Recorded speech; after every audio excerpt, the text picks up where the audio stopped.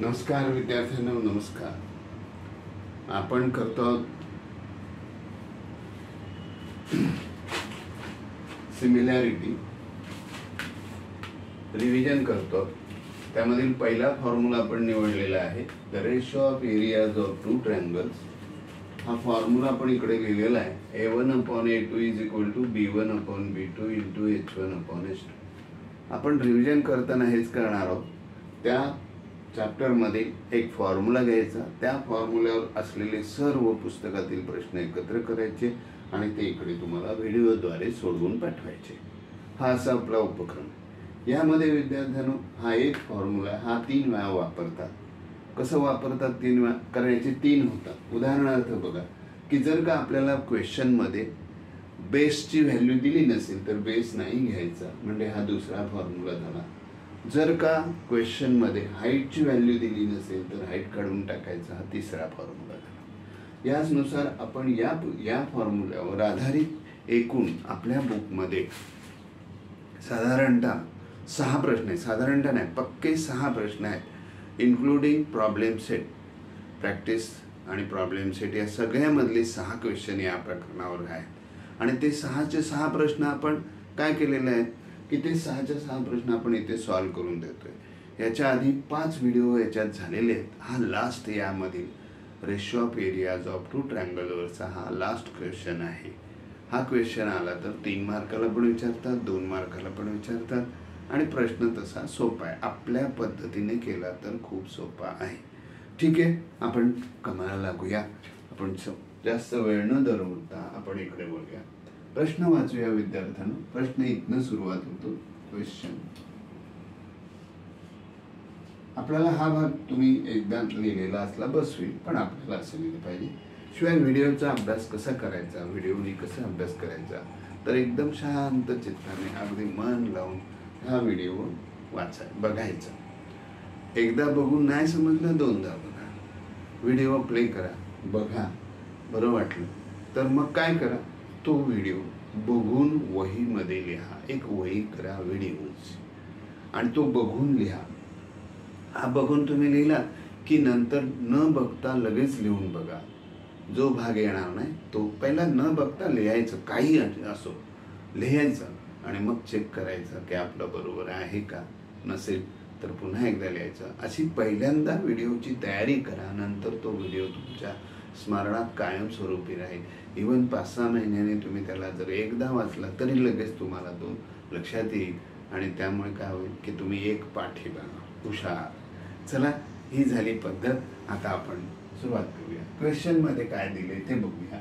The ratio of areas of two triangle with equal height. बघा, मी हा महत्वाचा पॉइंट आहे, मी वेगळ्या शाईमध्ये लिहिलेलं आहे, ब्ल्यू मध्ये लिहिलं। विथ इक्वल हाईट म्हणजे त्याच्यात हाईट समान आहे, मग ती नाही घ्यायची, म्हणजे मग इक्वल हाईट म्हणजे हे गेलं तर आपला फॉर्म्युला हा राहील। अशा प्रकारे is 2:3। If the base of smaller triangle is 6 centimeter, then what is the corresponding base of larger triangle?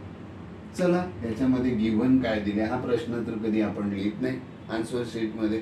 मग आपण लिहितो काय तर प्रश्न लिहिताना आपण गिव्हन पहिला लिहितो।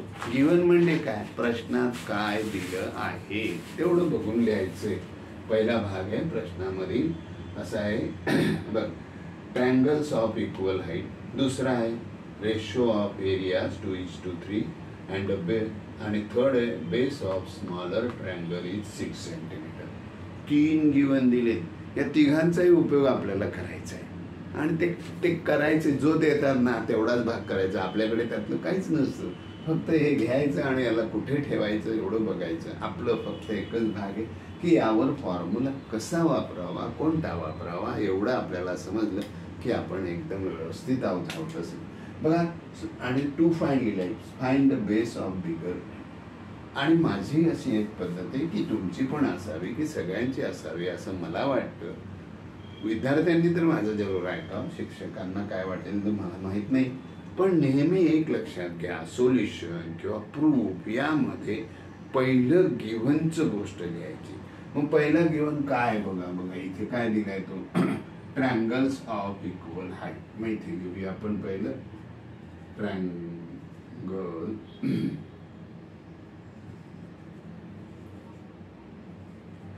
ऑफ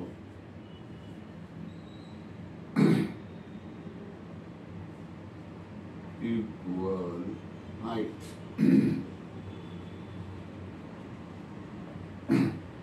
देअरफॉर लगेच आपल्याला हे त्यांनी दिलेलं आहे, मग लगेच आपण काय ठरवणार, कोणता फॉर्म्युला वापरणार. कोणता फॉर्म्युला वापरणार, इक्वल हाईट्स आहेत मग हाईट घ्यायची नाही. म्हणजे आपला फॉर्म्युला येणार A1/A2 है ना is equal to height equal आहे, हाईट नाही घ्यायची, मग राहिला काय बेस, तर B1/B2. आणि याला रिझन द्यायचंय. रिझन काय द्यायचं, bases equal, hence areas corresponding, areas proportional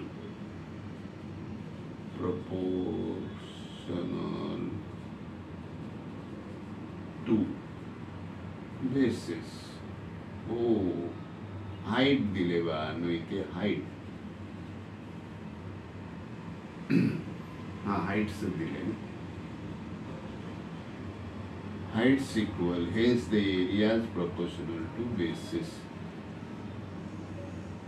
हे इक्वेशन नाही तर एवढं लिहिलं तरी चालेल, हाईट्स आर इक्वल एवढं लिहिलं तरी चालेल. पण हा एकदम पॉश आहे.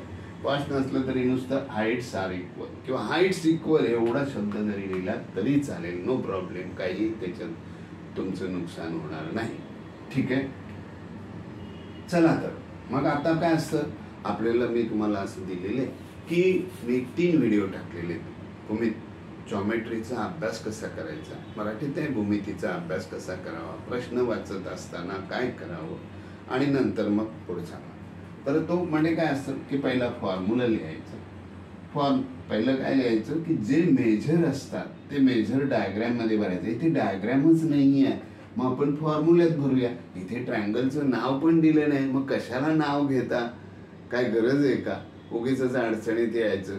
त्यापेक्षा आपलं A1 ते दिलंय बघा, 2:3 म्हणजे 2/3 इज इक्वल टू काय बरं, बरोबर आहे. A ची व्हॅल्यू भरली, A2 ची भरली, B1 ची. आता यामध्ये मला असं सांगा, या रेशो वरून तुमच्या लक्षात येईल कोणता ट्रायंगल स्मॉलर आहे, वरचा की खालचा. तर वरचा ट्रायंगल स्मॉलर आहे, म्हणजे पहिला ट्रायंगल स्मॉलर आहे. मग त्यांनी सांगितलंय बघा, बेस ऑफ स्मॉलर ट्रायंगल म्हणजे बेस या 2च्या समोर इकडे आपण लिहिणार 6. हे घेताना महत्वाचं आहे 6, बरोबर. आणि इकडे काय येणार तर B2. नाही, ह्याला पण तुम्ही रिझन देऊ शकता विद्यार्थ्यांना. ह्याला पण काय रिझन द्यायचं माहिती का, substituting given values.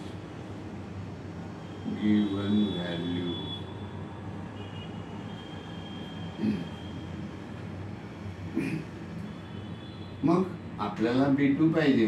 ह्या B2 ला सांगायचं तुला जाऊ पूर्ण हा रेशो तिकडे न्यायचा आणि हा B ला इकडे आणायचा. म्हणजे काय होईल ते आपण बघूया. म्हणजे इथे येणार आपला B2 इज इक्वल टू, हा 6 म्हणणार, मी माझी जागा सोडणार नाही, आलेल्या पाहुण्यांनी इकडे बसावं, घरात एंट्री नाही, हॉलमध्येच. मग 2 1 जा 2, 2 3 जा 6, 2 1 2, 2 3 6, 3 3 9. जसं तुम्हाला वाटेल तसं B2 is equal to 9 centimetre. उत्तर काय विचारलंय, क्वेश्चन काय विचारलंय, बेस ऑफ बिगर ट्रायंगल. आपण नेहमी पूर्ण वाक्यात उत्तर लिहितो, मग इथे आन्सर लिहूया आपण. इथे जागा आहे म्हणा, दिसतं की नाही काय माहिती. Base of bigger triangle is 9 centimetre. याला बॉक्स करावूया.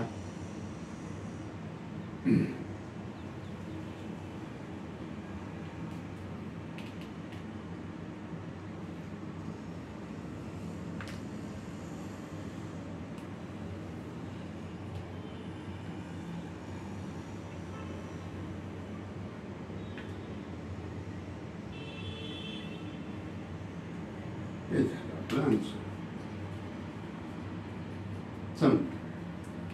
अशा प्रकारे आपण बघूया इकडे काय राहिले का, चुकले का. तर नाही तर तुम्ही घ्या सांभाळून.